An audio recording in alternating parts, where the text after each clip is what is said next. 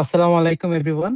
আহ, আজকে আমরা আমাদের প্রথম একটা পডকাস্ট সেশন করছি আমাদের এসএসপিজি ফেসবুক পেজ থেকে, প্লাস আমাদের অন্যান্য সোশ্যাল মিডিয়া পেজ থেকে। আমাদের আজকের প্রোগ্রামটার মূল টপিকটা হচ্ছে ইন্টারন্যাশনাল স্টুডেন্টরা, স্পেশালি বাংলাদেশি স্টুডেন্টরা অ্যারাউন্ড দ্য গ্লোব কেমন করছে। আমরা তাদের এক্সপেরিয়েন্স, স্টোরিজ, স্ট্রাগলস, তাদের একাডেমিক জার্নি সবকিছু নিয়ে আমরা আলোচনা করব। এবং আজকে আমাদের সাথে এমন একজন গেস্ট এসেছেন যিনি আমাদের সাথে জয়েন করবেন কানাডার ভ্যানকুভার থেকে। ওনার নাম হচ্ছে জহিরুল ভাই, জহিরুল হক।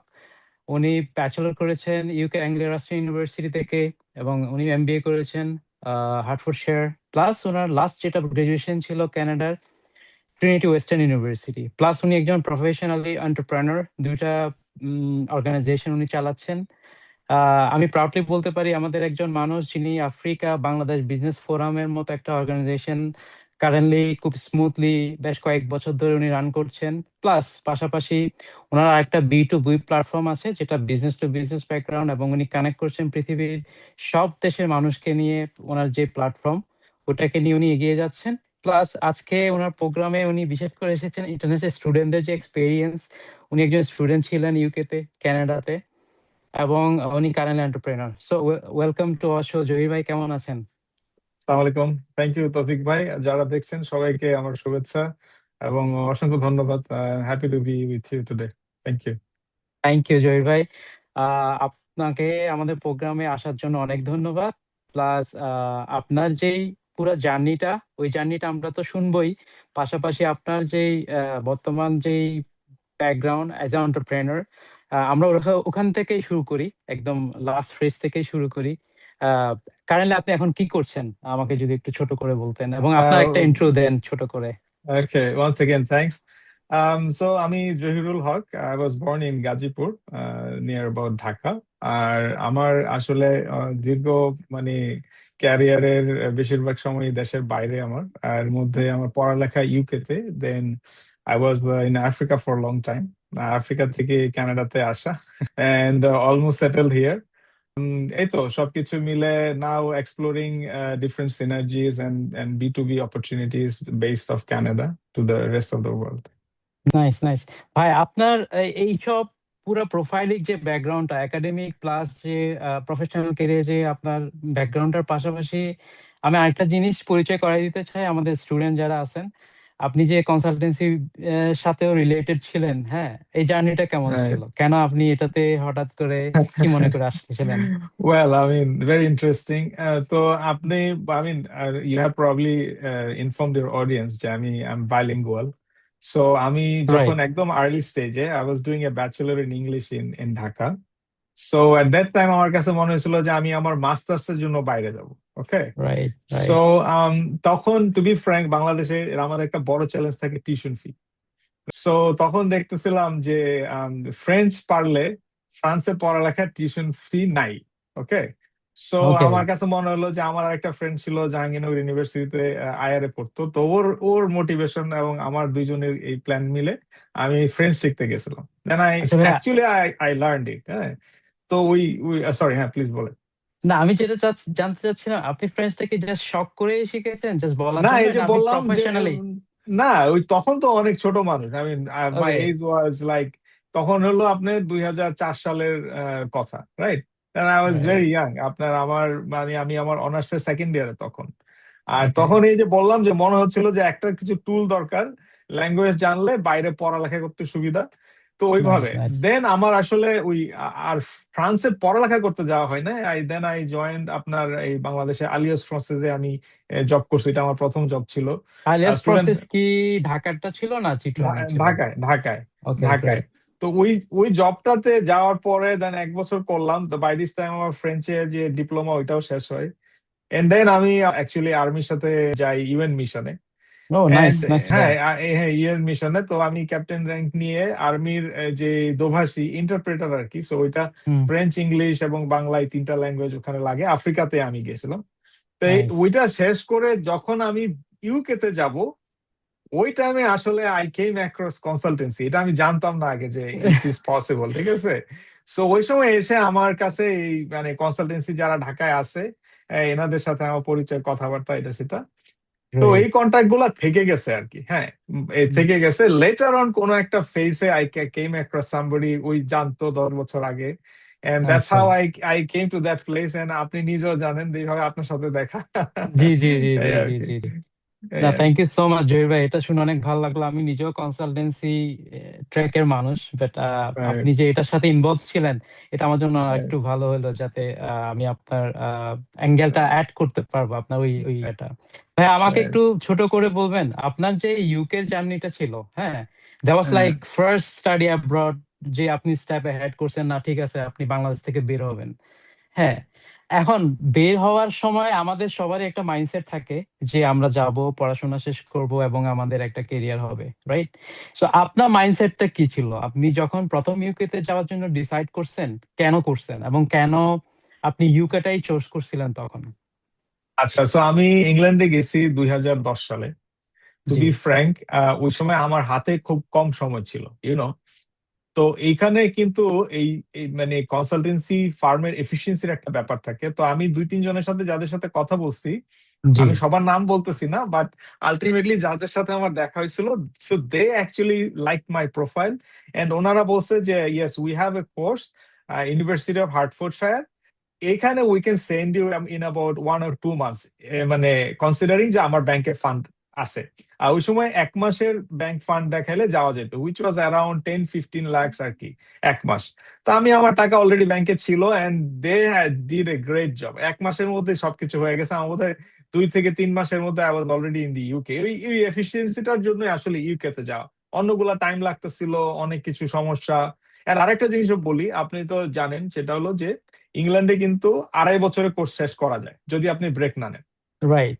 আমি সো নিজেও কিন্তু আমার, ইউকে তে ছিলাম। এক্স্যাক্টলি, আপনি যে আমার সম্ভবত আপনি তো গ্রিনিচে ছিলেন, তো যে আমার থেকে বেশি ইউনিভার্সিটি দূরে গ্রিনিচে নয়। ছিলাম। হ্যাঁ, গ্রিনিচে। তো আমার যেটা ছিল, যেহেতু আমার অলরেডি একটা ব্যাচেলর বাংলাদেশে আছে, সো জি। এখন আবার 3-4 বছর পড়ার চেতে আমি মানে লোয়েস্ট পসিবল টাইমে শেষ করার।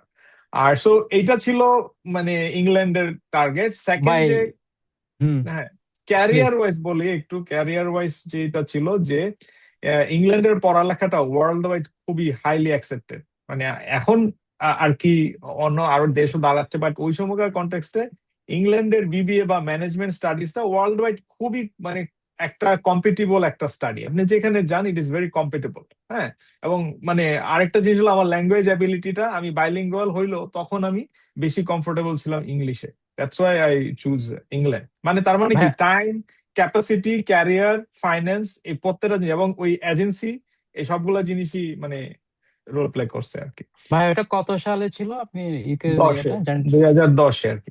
সো 10-এ আমি গেছি। আমি আমি যদি এখন কম্পেয়ার করি 2010 এবং এখন যদি বলি যে 2026, হ্যাঁ। সো আপনি যদি এখন আপনাকে বলা হইতো যে না ঠিক আছে, আপনি ওই পার্সপেক্টিভ থেকে আসতেছেন, না ঠিক আছে তোমার এফিসিয়েন্সিটা ভালো, ইউকে তে একটা শর্ট ডিগ্রি নেওয়া যায় ব্যাচেলর, যেখানে হয়তো অনেক দেশে 3 থেকে 4 বছর চলে যায়, আপনি কি স্টিল ইউকে চুজ করতেন? না তৌফিক ভাই, আমি ওকে চুজ করতাম না। এটা আপনাকে কেন? বলি কেন করতাম না। সেটা হচ্ছে যে দেখেন, মানে ইন্টারন্যাশনাল স্টুডেন্টদের জন্য কিন্তু যেই দেশে আপনি পড়তে যাবেন, ওইখানকার work experience is a big deal. হ্যাঁ, and later on which I learn in the very মানে টাফ ওয়ে, সেটা হচ্ছে যে আমি যে দেশে পড়ালেখা করলাম, it is also an investment, right? Right. তো আমার জন্য, যেহেতু আমি বাইলিঙ্গুয়াল, কানাডা বেশি মেক সেন্স করে ইউকে চাইতে। এক্স্যাক্টলি। হ্যাঁ, এখানে কিন্তু bilingual culture, and you got to মানে exercise your full capacity here. যেমন আমি এখানে সব স্টেটে, সব প্রভিন্সে I am compatible because I am bilingual. Right. And আবার একটা আপনি এখানে এডুকেশন পাচ্ছেন which is also worldwide very accepted. এবং এখন এই সেই 10-এর আর এখনকার কানাডার সিস্টেমও কিন্তু চেঞ্জ হয়েছে।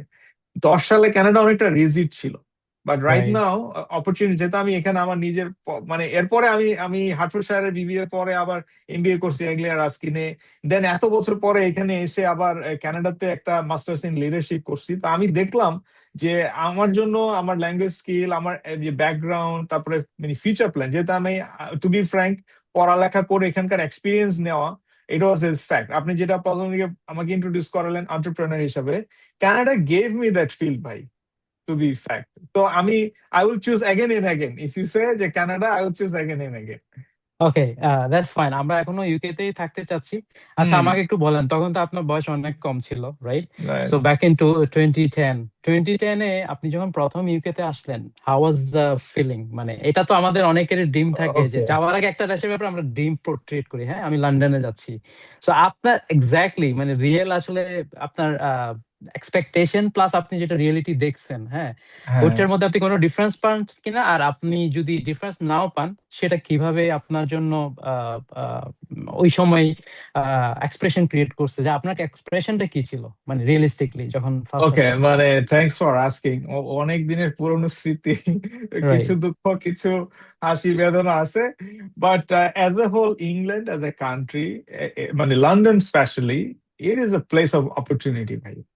ইট is a place of opportunity, that those parts are okay. Meaning my training, আমি আমার পড়ালেখাটাকে আমি সবসময় একটা ট্রেনিং এর সাথে কম্পেয়ার করি। You go to any place যেখানে আপনি থিওরি শিখবেন, ঠিক আছে, but if you can compare it as a training, on the job training এর মতো ছিল আমার হার্টফোর্ডশায়ারের পড়ালেখা। ইট মেড মি, আমি রাইট, মনে করতে পারেন যে মানে একদম গেভ মি সুপার পাওয়ার এই পড়ালেখাটা হার্টফোর্ডশায়ারের। হ্যাঁ, রাইট। কারণ আমার ফার্স্ট ব্যাচেলরটা ইংলিশে ছিল, তারপরে আমি ফ্রেঞ্চ শিখছি, ল্যাঙ্গুয়েজের উপরে ছিল, তারপরে এসে আমি আমার হাই স্কুল কলেজ ছিল বিজনেস স্টাডিজ। দেন ইংল্যান্ডে এসে country wise infrastructure, facility, career, this all are good, but কষ্টটা হয়েছে হচ্ছে যে to to struggle to set up myself they, মানে to to integrate myself. ইংল্যান্ডে যান আর যেখানে যান, অ্যাজ এ ইন্টারন্যাশনাল স্টুডেন্ট আপনাকে টোটালি সেলফ সাফিসিয়েন্ট হয়ে যেতে হবে। আমি যাকে টাকা দিছিলাম আমার অ্যাকোমোডেশন বুকিং করার জন্য করে নাই, আমাকে এয়ারপোর্টে নিতে আসার কথা আসে নাই। এন্ড আমি যেখানে তারপরে ওখানে কোনোভাবে যে পৌঁছেছিলাম, যাওয়ার পরে আমার টাকা রিটার্ন করেছে। আমি বললাম যে আমি বাংলাদেশ থেকে এসে টাকা return is not problem, now where I go. তো দুই দুই দিন ওইখানে এমনি থেকে দেখলাম মানে খুবই টাফ।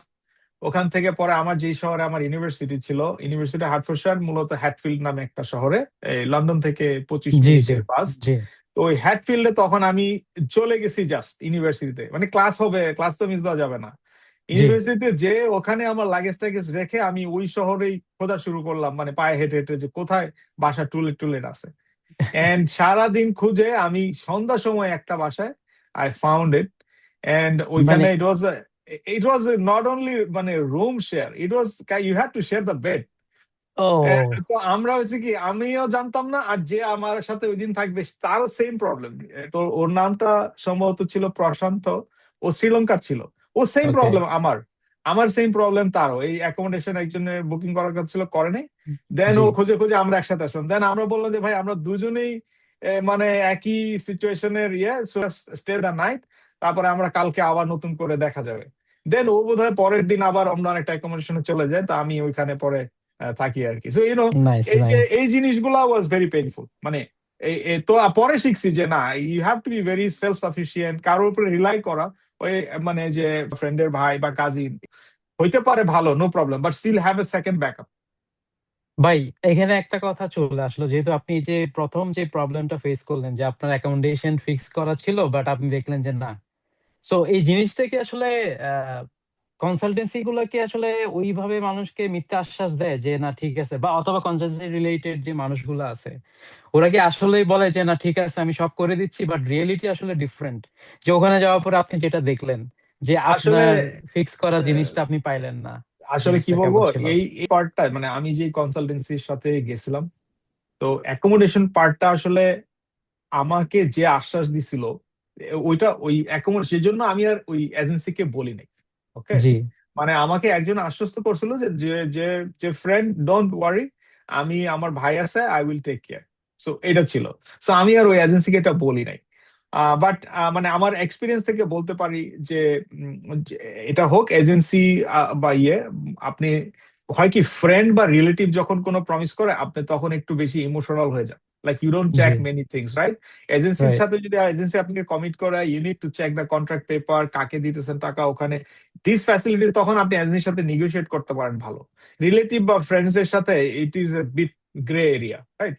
যে ঠিক আছে ওরা এই প্রশ্নটা করা যাবে না, মাইন্ড করবে, হ্যান ত্যান, you know, a lot of other things. So right. আমি বোধহয় ওইখানে একটু আমি ইমোশনালি ছিলাম, যেহেতু আমার ফ্রেন্ডের ছিল। বাট এজেন্সিকে হুম, দিলে হয়তো বা এটা হয়তো না, বাট আমার এখনকার অভিজ্ঞতা থেকে বলি, এজেন্সিকে দেন বা ফ্রেন্ডকে দেন, ইউ মাস্ট ভেরিফাই আপনার অ্যাকোমোডেশন কোথায় যাচ্ছেন, ওইখানকার কন্ট্রাক্ট সাইন করে যাবেন, না মুখের কথা অ্যাবসলিউটলি, কিছু নাই, এই আর কি। অ্যাবসলিউটলি। ভাই ইউকের পার্টটা আমরা র্যাপড আপ করবো ফাইনাল দুইটা কোয়েশ্চেন দিয়ে। আপনার ইউকের একাডেমিক জার্নিটা কেমন ছিল? এন্ড ওখানে যে যেহেতু আমাদের যেটা বাংলাদেশের স্টুডেন্টরা আসে, আর্নিং একটা অনেক বড় পার্ট ছিল, হ্যাঁ। সো আপনি কি টাইপের জব ওখানে করতেন এবং আর্নিং কেমন ছিল? যে আর্নিংটা আপনার ছিল ওটা কি আপনার এডুকেশন প্লাস আপনার লিভিং কস্টের জন্য এনাফ ছিল কিনা, বা আসলে আচ্ছা, রিয়েলিটি কি ছিল এটা? ওকে, বলতেছি। দেখেন, আমি এই এটা আসলে খুব ট্রিকি, বাট তারপর আমি আপনাকে বলি, and people should learn from my mistake, এই জন্য এটা রাইট, শেয়ার করা জরুরি। সেটা হচ্ছে যে আমি যখন ইউকে তে যাই, এটা যাওয়ার আগে কিন্তু already I had a first class job. Okay, আমি আর্মির ক্যাপ্টেন পদমর্যাদার স্যালারি ড্র করছি ইউএন মিশনে, so which is right, quite decent amount. তো তারপরে আমি আমার নিজের সেভিংসে আমি ইংল্যান্ডে গেছি পড়তে, রাইট? তো আমার একটা রাইট, নোশন ছিল যে আমি অনেক ভালো করে পড়বো, সুতরাং আমি আর কিছু করব না। সো মানে যাতে আমার রেজাল্ট ভালো হয়, এত কস্টলি পড়ালেখা। সো আমি আসলে অনেক দিনকে কিন্তু আমি কিন্তু মানে জব করি নাই। ওকে, রাইট, আমি রাইট, ভাবছিলাম যে এটা, then I got it totally wrong. Because আপনি বিদেশে পড়ালেখা কিন্তু পড়ালেখা নাই, আপনার ইন্টিগ্রেশন ইজ এ ফ্যাক্ট। যে আপনি রাইট, এই বিদ্যা অর্জন করে যেখানে যাচ্ছেন, ওইখানকার কালচার, সোসাইটি, ওইখানকার যে ওয়ার্কফোর্স, ওখানে কিভাবে আপনি ইন্টিগ্রেট করবেন, দ্যাটস ভেরি ইম্পর্টেন্ট। আপনি অনেক কম টাকা স্যালারিতে কাজ করেন, still you got to meet with this people, মানে এদের সাথে রাইট, কোলাবোরেশন করে কাজ করা, কথাবার্তা, আচার ব্যবহার শিখা is a big factor. That's an opportunity কিন্তু এটা। আপনি মানে আপনি যে টাকা দিতেছেন, এই অপরচুনিটিটা আপনি পাচ্ছেন to see the other work, মানে লাইফ আর কি। তো আমি এখানে একটা মিস্টেক করছি, অনেকদিন পরে ঢুকছি, দেন আমি আসলে আই রিমেম্বার, মানে এটা কি বলবো, I think I was in Tesco, just in Tesco. I was a replenishment assistant. So okay, my task was to like replenish the stock and in the warehouse. Then I think I had for some time আমি ইউনিভার্সিটিতে on campus একটা কি একটা job ছিল, এটা আমি ভুলে গেছি। আর রাইট। আমার আমার এখানে একটু এন্টারপ্রেনারিয়াল কথা বলতে হয়, সেটা হচ্ছে জি, যে জি, জি, অবশ্যই। আমি নিজে আমাদের ইউনিভার্সিটিতে একটা স্টুডেন্ট বোর্ড আছে, হ্যাঁ। তো ওই স্টুডেন্ট বোর্ডে আপনি you can announce anything, any service, any product, like আপনি যা করেন ওরকম। তো I was very good at computer hardware, software, এই ট্রাবল শুটিং। তো আমি রাইট। আমার ইউনিভার্সিটির ওই পোর্টালে আমি অ্যাড দিয়ে রাখতাম। ওকে, সো আমি অন ক্যাম্পাসে সম্ভবত এবং ক্যাম্পাসের আশেপাশে আমার একটা সাইকেল ছিল। আমি ক্যাম্পাসের আশেপাশে অন ক্যাম্পাসে আমি কম্পিউটার ট্রাবল শুট করতাম স্টুডেন্ট এবং আশেপাশের যে নাইস। লোকালিটির লোকজনের। And right. So I use to charge them per like problem issue wise আর কি, হ্যাঁ। সো এটা আচ্ছা, আমার একটা ইনকাম ছিল আলাদা। এইভাবে আচ্ছা। করে আই অ্যাকচুয়ালি মানে সামহাউ ম্যানেজ, বাট প্রথম এই যে প্রায় 6 থেকে 7 মাস বোধহয় আমি আমার নিজের ইয়াতে চলছি। এন্ড আই থিঙ্ক এটা আমার মানে কাইন্ড অফ রিকভার করতে পারছি আমি পরে, বাট আমি পরে আসলে অনেক আউটগোয়িং ছিলাম, অনেক মানে কাজকর্ম, মানুষের সাথে মিশা, জানা বুঝা, হুম। এগুলা ইয়া হয়েছে। আর আরেকটা জিনিস আপনি জিজ্ঞেস করছেন যে ইউনিভার্সিটি হার্টফোর্ডশায়ারের আসলে, আমি হ্যাঁ, আপনাকে হ্যাঁ। প্রথম মনে হয় বলছিলাম যে আমি আমার এই পড়ালেখাটাকে ট্রেনিং হিসাবেই কনসিডার করব, মানে রাইট। জাস্ট ডিগ্রির চাইতে। তো হুম। আমি আগে কখনো জানতাম না যে ড্রাগনস ডে নামে একটা এন্টারপ্রেনারিয়াল শো হইতো ইউকে তে, ড্রাগনস ডে। এখনো এটা ওয়ার্ল্ড এর মানে ওয়ান অফ দ্য টপ আপনার funding show, live reality funding show, হ্যাঁ, ওকে। এন্টারপ্রেনারদের জন্য। তো এটা ছিল যে আপনার যদি বিজনেস আইডিয়া থাকে, আপনি ওখানে যাবেন, পিচিং করবেন, এন্ড ইফ ইউ মানে investors are liking your idea, then they will fund it. তারা হয়তো একটা স্টেক চাবে যে আপনি কত পার্সেন্ট শেয়ার দিতে চান। তো ড্রাগনস ডেন এর আদলে আমাদের ইউনিভার্সিটিতে একটা কম্পিটিশন তারা অর্গানাইজ করছিল। হুম। এইটাই ফার্স্ট অ্যাকচুয়ালি বলতে পারেন যে আমার নিজের নিজের পড়ালেখার ট্রেনিং এন্ড এই জিনিসটা দেখে আমি বলছি যে why not my idea should be funded by other people if it is good enough.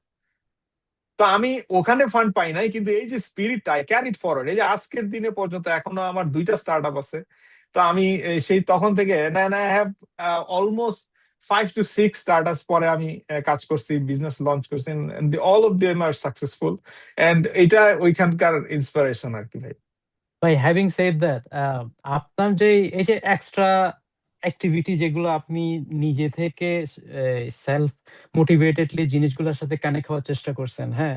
So আমাদের বাংলাদেশি বেশিরভাগ স্টুডেন্টদেরই একটা ফোকাস থাকে না গিয়ে হয়তো ওদের সামনে সুপারমার্কেট জব, যেটা আপনি বললেন যে আপনি টেস্কোতে হ্যাঁ, ছিলেন, রাইট? হ্যাঁ, তো রাইট। আমি নিজে সেন্সবেরিতে জব করছি। সো সুপারমার্কেট জব, তারপর হচ্ছে রেস্টুরেন্টে জব, নরমালি যেটা পোর্ট্রে হয় যে না এই জবগুলাই, but hmm. Out of the box স্টুডেন্টরা আসলে এই যে আপনার যেটা একটা বড় বিজনেস যে কানেক্টিভিটির ব্যাপারে আপনি জানলেন, এই জিনিসগুলো স্টুডেন্টরা কিভাবে করতে পারে একটু যদি শর্টে বলতেন, জাস্ট ইউকের পার্টটা আমরা এখানে শেষ করে আমরা will gonna move forward Right. Towards আমার কানাডা। আমার রেকমেন্ডেশন হচ্ছে to get involve with communities. Okay, মনে করেন যে প্রতিটা ইউনিভার্সিটিতে ওয়ার্কশপ হয়, রাইট। প্রত্যেকটা university. To be very vigilant actually. মানুষজন হয় কি ভিজিলেন্ট থাকে, হাই ফিল করে। The biggest learning in my life is ask questions, whatever it is. Like there is no question as dumb question. Ask it. তো I developed it. তো আমার কাছে এটা ছিল I had this hunger for knowledge, যে ওখানে কি হইতেছে যায়। ইভেন একটা মনে করেন মিউজিক ওয়ার্কশপ হবে, টুকটাক আমি যা করি গিটার টিটার বাজে, so I would go there and attend. আমি ধরেন একটা ল্যাঙ্গুয়েজ ক্লাব হচ্ছে, I would go and attend. আমি কতটুকু পারি সেটা কথা না, but I would still go. যে অন্যরা কি করতেছে ওখানে, যে একটু নিজের মানে দেখা সুযোগ থাকলে জিজ্ঞেস করা দুইটা প্রশ্ন। আমার মনে হয় এইটা একটা ইউনিভার্সিটি মানে অ্যাক্টিভিটি গুলার দিকে খেয়াল রাখা। ওইখানে থাকে ইউনিভার্সিটির বোর্ডে সবসময় থাকে কি হচ্ছে, কোন কি করতেছে। It could be own community, যে হচ্ছে যে West University of Hertfordshire Bangladesh কমিউনিটির একটা প্রোগ্রাম হচ্ছে। Let's a just right. Poila Poila Boishakhi হচ্ছে, কথার কথা। ইউ গো দেয়ার, কবে হইতেছে, কি হচ্ছে কি না আদৌ, চেক ইট। অন্যান্য কালচার কি করতেছে না করতেছে, দ্যাটস হাউ আই স্টার্টেড আর কি। আচ্ছা। না, নাইস নাইস ভাই, it's a very good idea যে স্টুডেন্টদের কানেক্টেড হইতে হবে। লোকাল কমিউনিটি হ্যাঁ, হইতে পারে, সেটা ইন্টারন্যাশনাল কমিউনিটি হইতে পারে। এবং মুসলিমদের জন্য আরেকটা জিনিস আমি মনে করি, যেটা আমি নিজে হয়তো প্র্যাকটিক্যালি অনেক সময় আমার কাউন্সেলিং সেশন আমি স্টুডেন্টকে বলছি, just get connected with the local mosque. Maybe হ্যাঁ, ওখানেও হয়তো অনেক ধরনের অ্যাক্টিভিটি হয়। আমরা রমজানের সময় দেখলাম লাইক ইস্ট লন্ডন মস্কে অনেক বড় একটা ইফতার হয়। ওখানে রাইট। দেখা যাচ্ছে কমিউনিটির অনেক বড় বড় জনও আসে, সো ওখান থেকে অনেক কানেক্টিভিটি আসলে ক্রিয়েট হয়ে যায় আর কি স্টুডেন্টদের জন্য। Absolutely, absolutely, absolutely. By moving forward, আপনি তো এখন কারেন্টলি কানাডায় আছেন, ভ্যানকুভারে আছেন। How is Canada? Oh, thank you very much. So I'm in Canada after like so many countries. Right. তো আপনি whatever I would say about how Canada, is Canada being as a international student? আপনি তো এখন absolutely student হিসেবে right, ছিলেন, graduate করেছেন Trinity western university থেকে, right? So right. ওই পার্টটা কেন আপনি কানাডায় চুজ করলেন, এটা অবশ্যই আপনি বলছেন কানাডা আপনি চুজ হ্যাঁ, করবেন over and over again, but আসলে আপনার রিয়েলিটিতে এখন কানাডা আপনি কেমন দেখছেন, একটা ইন্টারন্যাশনাল okay. স্টুডেন্টের জন্য কেমন? আসলে to be frank, আপনি yes I'm an international student, but ধরেন আমার যে প্রিপারেশনটা ছিল আসার আগে, which is very robust. So right. আমার জায়গা থেকে অনেকের সাথে রিলেট করা একটু টাফ হবে, বাট আমি দুই ভাগে ভাগ করতে চাই এটাকে। জি। একটা হচ্ছে মানে পড়ালেখার part, which is same for everybody, no matter আপনার ব্যাকগ্রাউন্ড কি, whatever it is, right? এইখানে জি। আমার চাইতে অনেক ইয়াং কোনো এক্সপিরিয়েন্স ছাড়া যে আসবে তার পড়ালেখা, এন্ড আমি এক্সপিরিয়েন্স নিয়ে আসছি, ইউনিভার্সিটি তো সেমই, রাইট? সো ওই হুম পার্টটা হুম। আমি একটু বলি। পড়ালেখার সাইডটা আমার কাছে মনে হয়েছে যে কানাডার, যেহেতু আমি ট্রিনিটি ওয়েস্টার্নে পড়ছি, তো জি। আমি রিচমন্ড ক্যাম্পাসে আমার ক্যাম্পাস ছিল, আমাদের মেইন ক্যাম্পাস ল্যাংলিতে আর কি, মানে ভ্যানকুভার থেকে হুম প্রায় হুম। 40-45 মিনিটের drive.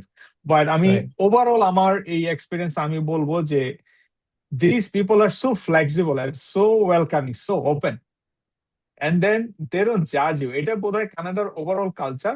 Nobody is gonna judge another person. Like you are just free to do, free to talk. They will just show you the path. আপনার আর ট্রিনিটি ওয়েস্টার্ন ইউনিভার্সিটিতে একটা জিনিস আমি এটাও পাইছি, বিকজ ট্রিনিটি ওয়েস্টার্ন ইউনিভার্সিটিটা অ্যাকচুয়ালি এটা আপনার এখানকার একটা ক্রিশ্চিয়ান ইউনিভার্সিটি এটা, ঠিক আছে, ট্রিনিটি ওয়েস্টার্ন। ওকে। ওকে, তো that's good to know. Christian এটা কিন্তু ট্রিনিটির ব্যাপারে অনেকের প্রশ্ন থাকে যে আমি ট্রিনিটিতে যাব, বাট রিমেম্বার ওয়ান থিং, পড়ালেখার সাথে কিন্তু এটার কোনো সম্পর্ক নাই। This things are there. Right. আপনি তারা এখানে মানে Christian reference they will draw, but আপনি যেটা শিখার আপনি আপনার মতো শিখবেন। আপনি যেমন আমার ক্ষেত্রে যেটা হয়েছিল, but I like their availability. প্রফেসররা খুবই available, and nobody is forcing you to implement their ideas or whatever. You are just free to do, no matter এখানে কোনো religious culture colour there is no issue, nothing, accent, because সবাই mix, সবাই যার যার মতো কথা বলে। So I was a free student here and I enjoyed my studies. প্রচুর সাপোর্ট পাইছি আমি এখানে। And আমি, to be frank with you, মানে I was the first in my class and also in my campus. তো সেই ক্ষেত্রে Great. আমার GPA out of 4.3, my GPA is 4.1. And Nice, আমার nice. 12টা মডিউলে, আমার 7টা মডিউলে A plus, which is 95+, আর 5টা মডিউলে A, which is 90+. So, and আমার থিসিস যেটা ছিল, আমার থিসিসটা ছিল যে will AI replace humans in leadership, right? মানে কনসেপ্টটা ছিল যে আগে স্টুডেন্টরা বা আমরা চিন্তা করতাম যে নলেজেবল যিনি, উনি আমাদেরকে লিড করবে, যে বেশি Right. জানে। রাইট হুম। নাও এআই তো সবার চেয়ে বেশি জানে, but would you still consider AI is your leader? No. তার মানে কি, একজন Right. একজন স্টুডেন্টকে একটা লিডারে পরিণত হইতে হলে তার এমপ্যাথি, তার ভাই human quality is the biggest thing, right? খুবই এটা এখানে রিলেভেন্ট, শিখছে ভাই। খুবই রিলেভেন্ট। মানে এই জিনিসটা খুবই রিলেভেন্ট। বর্তমান সময়ে তো আমরা এআই কে এক প্রকার অনেক ক্ষেত্রে গডই বানাই ফেলছি, রাইট? So absolutely. এআই কে দিচ্ছি আমাদেরকে লিড করার জন্য। আসলে আমরা আমরা নিজেরাই এআই কে ডমিনেট করার চেষ্টাটা আমরা করি না হয়তো অনেক ক্ষেত্রে। এখানে একটা জিনিস কোনোদিনই এআই আমাদেরকে টেক করে, যেটা বললাম যে আপনার হিউম্যান কোয়ালিটি যেটা, AI can't right, take it away, AI will right, never take it away. So আমি মনে রাইট। করি যে স্টুডেন্টরা এইখানে, ইউনিভার্সিটিটা অ্যাকচুয়ালি আমাকে এই জিনিস বলছে। So, আমার স্টাডি পার্ট এটা, ক্যারিয়ারের কথা বলি। সো আমি এখানে আসার আগে আপনি হয়তোবা জানেন যে আমি PMP certified project professional. So দেখেছি আমি, আপনার যে ইউএসএ হ্যাঁ, রাইট। So accreditation. ওইটা ফ্রম পিএমআই ইউএসএ, ওইটা অনেক টাফ একটা accreditation, it's very tough exam, ওয়ার্ল্ডের হাইয়েস্ট রিকগনিশন প্রজেক্ট ম্যানেজমেন্টে আর কি। জি, সো জি। আমি এখানে আসার আগে I was involved in IT project, মানে বিশেষ নাইস। করে আপনার গভর্নমেন্ট স্কেলের গভর্নেন্স টাইপের প্রজেক্ট, যেমন পাসপোর্ট, ভিসা, দেন আপনার আইডেন্টিটি সলিউশন, এগুলাতে। সো আমি কিন্তু এখানে থেকেও আমি I provided support remotely sometimes. আপনি জানেন আফ্রিকায় আমার অনেক এন্টারপ্রেনারিয়াল জি, ইনিশিয়েটিভ জি, আছে, জি, তো জি। আমি আফ্রিকায় যাইতাম। So I kept doing it remotely. So আমার ওইটা একটু বলতে পারেন কানাডায় বসে আমি রিমোট করছি। এখানে আমার নাইস। সাথে আমি অনেকটা রিলেট করতে পারি, যেরকম বাংলাদেশে অনেকেই কিন্তু ফ্রিল্যান্স জব করে, রাইট, রাইট? সো রাইট, বা অনেকে ধরেন নিজে একটা social media character. So right. আপনি যখন এখানে স্টুডেন্ট হিসেবে আসবেন, you can still carry on your freelance activities. Just আমি যেরকম করছি, আমার তার ফ্রিল্যান্সই বলা যায়, এখানে বসে আমি বাইরে কাজ করছি। ভাই আমি So, ওই কোয়েশ্চেনটাতে আসতেছিলাম। যেহেতু আপনি অলরেডি এক্সপার্ট হয়ে কানাডায় আসছেন, হ্যাঁ, আপনি অলরেডি অনেকটা লাইক আপনার একাডেমিক ক্যারিয়ার প্লাস আপনার প্রফেশন ক্যারিয়ারটা অনেকটা বিল্ড আপ, মানে এই পর্যায়ে এসে, হ্যাঁ। right. এরপর আপনি কানাডায় এসে আপনি তো ভালো করবেন এটা এক্সপেক্টেডই ছিল। বাট আমার কোয়েশ্চেনটা হচ্ছে, ধরেন একটা স্টুডেন্ট বাংলাদেশে ব্যাচেলর কোর্সে করার পরে যখন সে মাস্টার্স, যে আপনার যদি আপনার প্রোগ্রামটাই ধরি, এমএ ইন লিডারশিপে যদি আসে, সে কিভাবে অ্যালাইন করতে পারে? ধরেন ফ্রিল্যান্সিং বলেন বা এন্টারপ্রেনার বলেন, অ্যাপার্ট ফ্রম যেটা আমরা বেসিক জব গুলা বলি যে সুপারমার্কেট এন্ড এভরিথিং। কারণ ফিজিক্যালি আপনি ইনভলভ হয়ে গেলে আপনার প্রোডাক্টিভিটি, ক্রিয়েটিভিটিতে আপনি হয়তো অনেক বেশি টাইম দিতে পারবেন না। সো স্পেশালি যারা মাস্টার্স লেভেলের প্রোগ্রাম ভাই, যারা হয়তো আপনার মতো এত ভালো ব্যাকগ্রাউন্ড অলরেডি নিয়ে আসে নাই, তারা কিভাবে আপনার মতো করে সেলফ সফিস্টিকেটেড হয়ে এই জিনিসগুলো করতে পারে?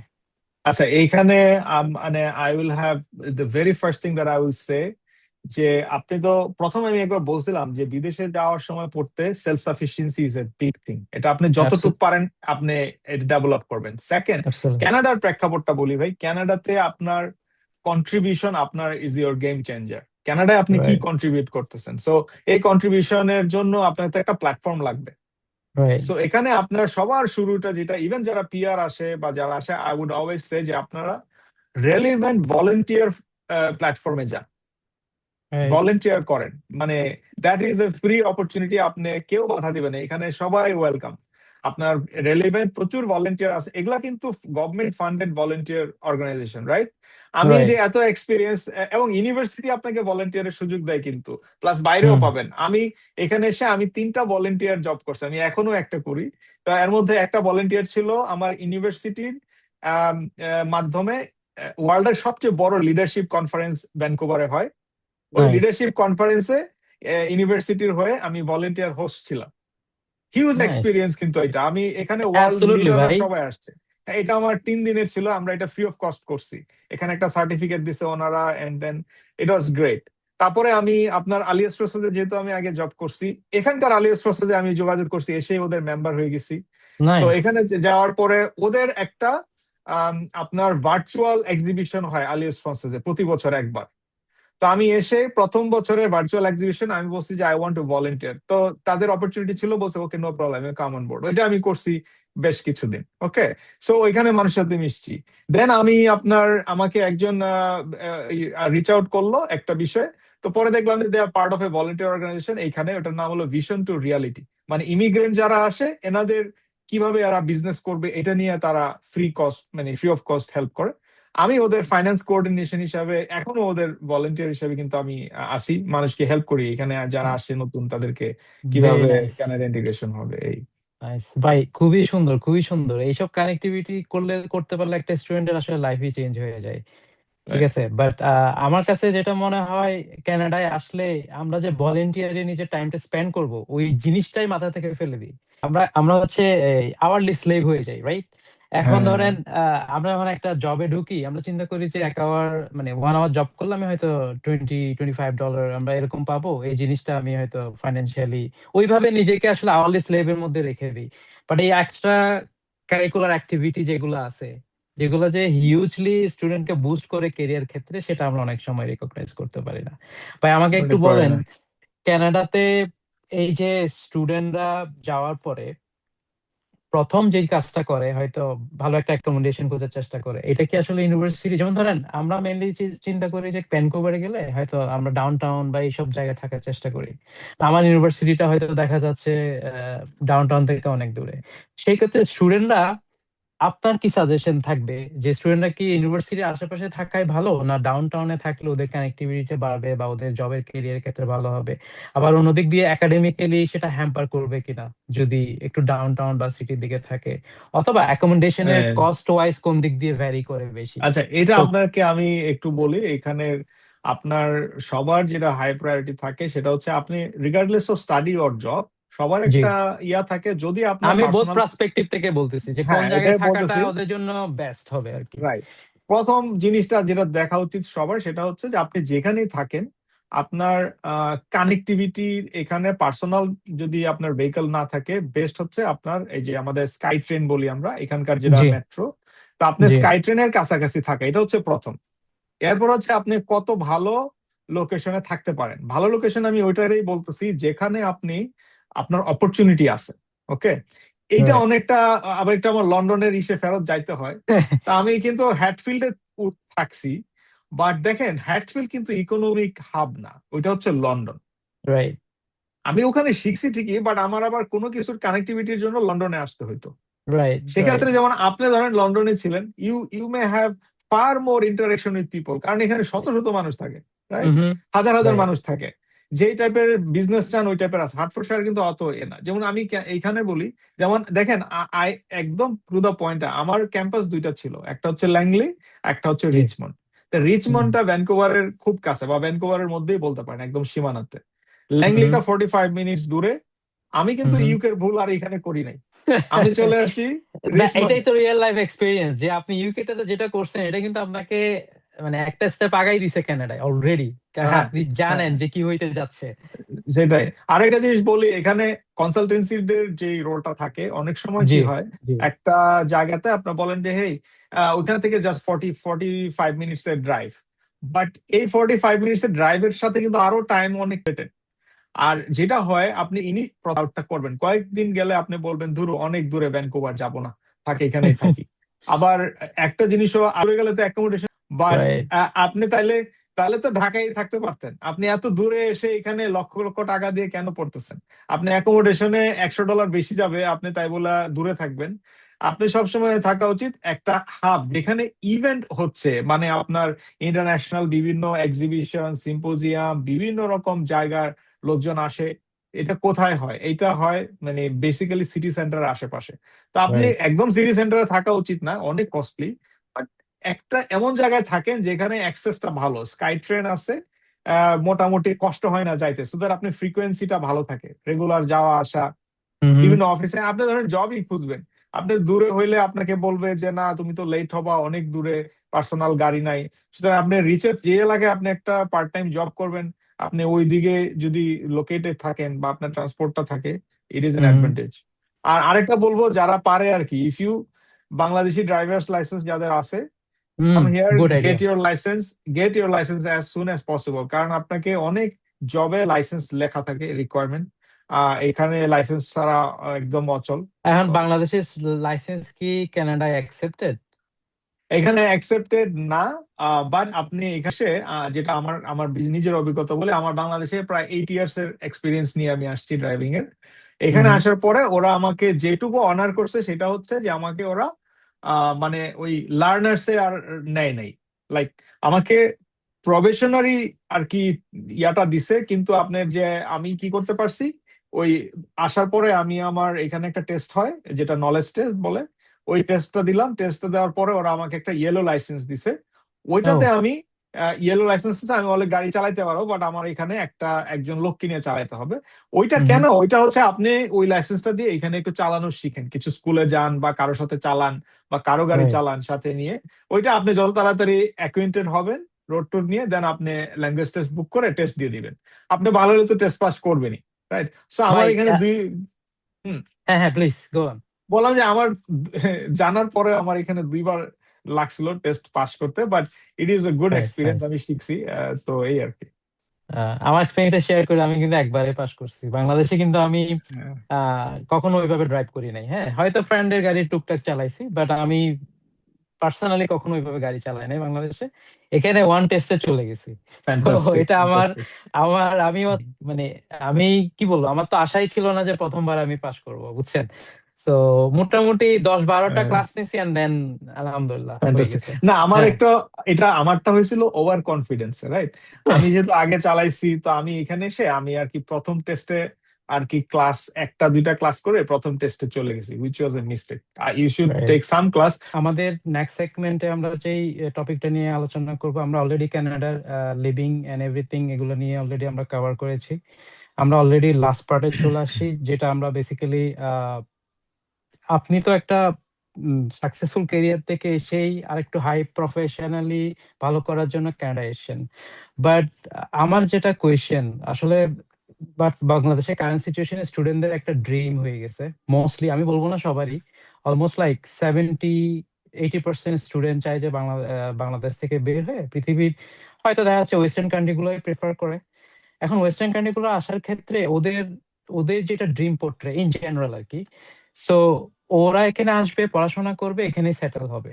ভাই সেটেলমেন্টটা কেমন কানাডার জন্য? যদি এখন কেউ ওকে চুজ করতে বলা হয়, একটা স্টুডেন্ট কানাডা যদি আসে, কারণ কানাডা এখন আমি যতটুকু জানি পিয়ারটা একটু আগের চেয়ে ডিফিকাল্ট হয়েছে। হ্যাঁ এখন একটা স্টুডেন্ট আসলে ওর পিয়ারের অপরচুনিটি গুলো কেমন হবে, প্লাস ওর যে কাজের অপরচুনিটিস এবং একাডেমিক যে ফেসিলিটিস গুলো, আমরা যতটুকু জানি Canada government already tuition fee অনেক হাই, মানে যদি কম্পেয়ার করি 2023 থেকে 2026 এর মধ্যে হিউজ একটা শিফট হয়েছে।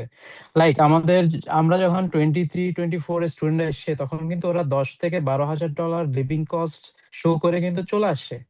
বাট এখন দেখা যাচ্ছে স্টুডেন্টরা এটা কিন্তু ডাবল করেছে কানাডিয়ান গভর্নমেন্ট, 20 থেকে 22,000, right? Yes, so yes. So এই যে হিউজ একটা transformation in terms of tuition fees এবং লিভিং কস্ট এবং বাংলাদেশের যে রিকোয়ারমেন্টের ক্ষেত্রে অনেক বেশি এখন চেঞ্জেস চলে আসছে। এই চেঞ্জেস এর মধ্যে স্টুডেন্টরা কিভাবে সবকিছু মিট করে কানাডায় আসার পরে ওদের কেরিয়ারের জন্য ওরা আসলে সাকসেস কিভাবে হবে, এটা যদি আপনি জেনারেল স্টুডেন্ট পার্সপেক্টিভ থেকে একটু যদি বলতেন। কারণ ওকে, আসলে আমি হাই হোপ দিতে চাই হুম, না, আবার লো হোপ দিতে চাই, একদম রাইট, রিয়েলিস্টিকলি আসলে ওদের চান্সেসটা এখন কেমন যদি রাইট। কানাডায় এসে পিআর নিতে চাই? পিআর এর কোয়েশ্চেনটা আসলে এখানে মেইনলি যেটা খুবই সবাই। খুবই রেলিভেন্ট কোশ্চেন ভাই, থ্যাংক ইউ যে আপনি এটা জিজ্ঞেস করছেন খুব সুন্দর গোছানো একটা ওয়েতে।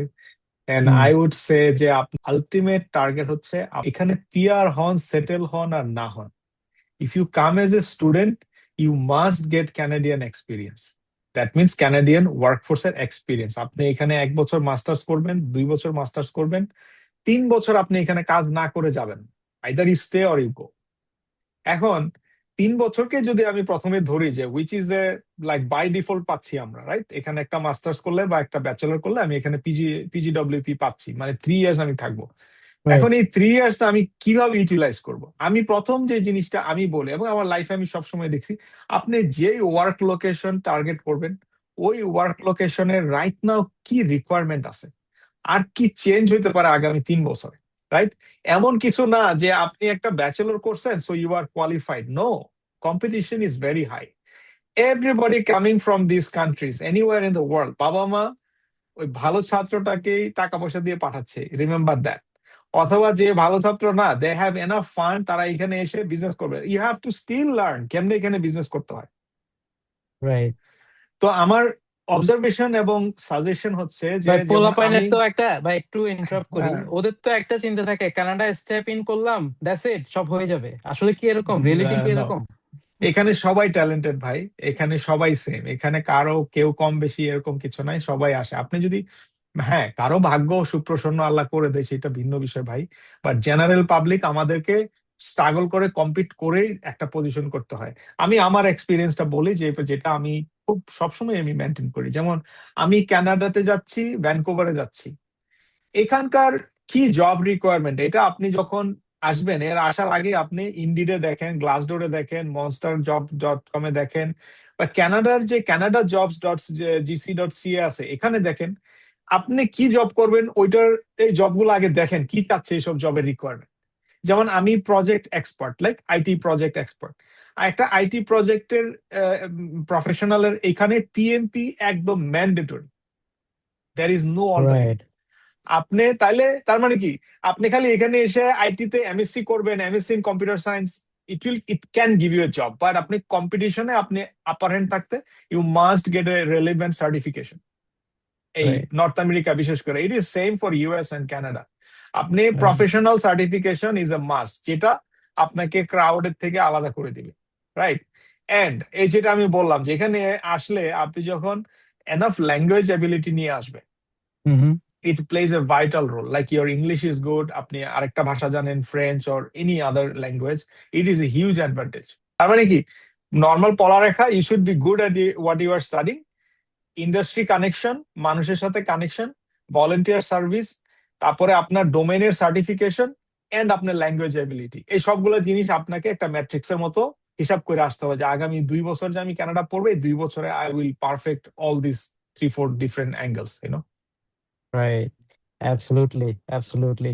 ভাই এই জিনিসটা থেকে যদি বের হয়ে একটু ডিফারেন্ট টপিকে আসি, আম, বলেন। আমরা তো বাংলাদেশ থেকে যখন আসি অ্যাজ এ ইন্টারন্যাশনাল স্টুডেন্ট, আমরা তো একাই আসি, রাইট? বেশিরভাগ ক্ষেত্রে, আমি বলছি হ্যাঁ, না যারা কাপল হ্যাঁ, একসাথে আসে তাদের ক্ষেত্রে না, তো ওইসব স্টুডেন্টরা যখন বাংলাদেশ থেকে একটা অন্য দেশে আসে, বা সেটা কানাডাই হোক, সো তাদের মেন্টাল স্ট্রেস লেভেলটা কেমন থাকে, এবং কি কি জিনিস ডিল করতে হয় অ্যাপার্ট ফ্রম একাডেমিক্স এবং জবটা বাদ দিয়ে যদি চিন্তা করি, আর কি কি স্ট্রেস থাকতে পারে? ধরেন সেখানে রান্না বান্নার ব্যাপার স্যাপার থাকতে পারে, তারপর হচ্ছে মানুষের সাথে মেশার ব্যাপারগুলো থাকতে পারে, হ্যাঁ, তারপর হচ্ছে ডিল করার যে অ্যাবিলিটি, আমরা যখন হ্যাঁ। একটা মানুষের সাথে ডিল করি, একটা ফরেনার সাথে ডিল করি, মানে একটা ফরেন দেশে আসার পরে এইসব মানুষের সাথে ডিল করার অ্যাবিলিটি, এইসব বিষয় নিয়ে স্টুডেন্টরা কিরকম স্ট্রেসে থাকে, এটা আসলে অনেকেই হয়তো ওইভাবে খোলামেলা ভাবে রাইট, আলোচনা করে, আমি এটা একটু জানতে ভাই, চাচ্ছিলাম। আমি মনে করি this question is core to every other question that you ask me. সেটা রাইট। হচ্ছে একটা মানুষের as a human, how you are performing, all other factors will depend on your mindset. মানে আপনার মেন্টাল হেলথ, আপনার ইমোশনাল হেলথ, আপনার emotional ইন্টেলিজেন্সের উপরে। আমাকে কানাডা যে জিনিসটা দিছে, because I was in war field, I was hmm. In very rough terrain. Bangladesh তো ইজ অলরেডি ভেরি ক্রাউডেড একটা প্লেস, অনেক নয়েজ, আপনি বেরোবেন, বিগ রাইট। কম্পিটিশন, একটা রিক্সা ডাকলে 5 জন দাঁড়ায় থাকে, সো মাচ অফ কম্পিটিশন। আমরা then I went to Africa, আফ্রিকার সেম এরকমই আমাদের মতো অনেকটা ভেরি রাফ এন্ড টাফ, মানে একটা dashing culture. Canada made me very calm and quiet. Nice. এখানে কেউ শাউট করে কথা বলে না, people are very calm, very poised, and they are very মানে কম্প্যাক্ট একটা ইয়ে। এবং আপনি যদি কানাডা আসার পরে you see other how others on the street, how other people are doing. হ্যাঁ, কারো দিকে কেউ কোনো বাজে ইঙ্গিতে তাকায় না, কারো কথা শুনে কেউ মানে তাকে অন্য দৃষ্টিতে দেখে না। এবং হ্যাঁ, এটা ঠিক, you have to be confident. আপনি আপনার নিজের কালচারে আপনি যদি কনফিডেন্ট না হন, আপনাকে তো নিজের বাংলাদেশে তো আপনাকে একটা পাত্তা দিবে না কোনো সার্কেল।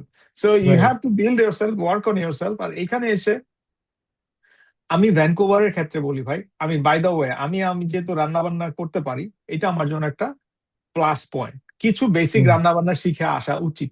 ওকে, আপনি আপনি ভাই এটা ধরেন, খুবই আপনি খুবই ধরেন, ভাইটাল হ্যাঁ, পয়েন্ট। আপনি ধরে নিলেন যে আমি অর্ডার করব food, I have enough money, ওকে।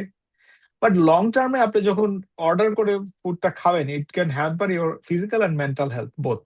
তো সেই ক্ষেত্রে আপনার বেস্ট হচ্ছে যে আপনি ফ্রেশ খাবার দাবার খাইলেন, মাঝে মধ্যে একটু রান্না করলেন, মাঝে মধ্যে একটু আউটিং করলেন, বা কিছু কি আপনি অর্ডার করে খাইলেন, যে করলেন।